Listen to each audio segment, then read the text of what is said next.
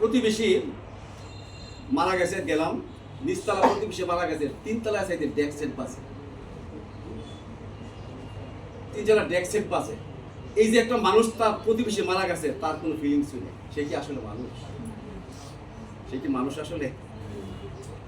আমরা প্রায় পত্রিকায় দেখি ছেলে মার কাছে নেশার দ্রব্য চাইয়া না পাওয়ার কারণে মারি মেরে গেছে, মেরে ফেলছে না, বাবারা বেঁধে বেঁধে রেখেছে।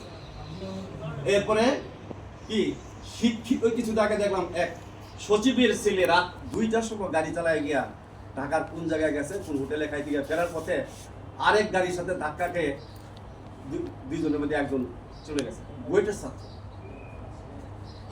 তার মানে কি যে সমাজ এখন আর সুস্থ নেই, ভালো নেই। এটাকে রিফর্ম করার জন্য আমাদের কি করা দরকার? এর আগে দরকার আমার আগে সমস্যাগুলি চিহ্নিত করি, কি জন্য সমাজ অবস্থা হয়েছে দেখি। একটা একটা পয়েন্ট একজনে বলতে হবে। বলো, তুমি একটা পয়েন্ট বলো, কেন নষ্ট হয়েছে সমাজ? অনৈতিক আচার আচরণ, গুড। তুমি একটা পয়েন্ট বলো। অজ্ঞতার জন্য। আচ্ছা, আমি পয়েন্টগুলো একটু লিখি।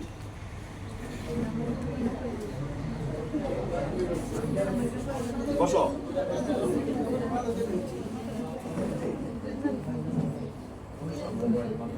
অজ্ঞতা, তারপরে বলো, হাত তুলে বলো, 2টা পয়েন্ট পাইছি, বলো। হ্যাঁ, নৈতিক মূল্যবোধের অবক্ষয়, মূল্যবোধের অবক্ষয়, মাদকাসক্তি।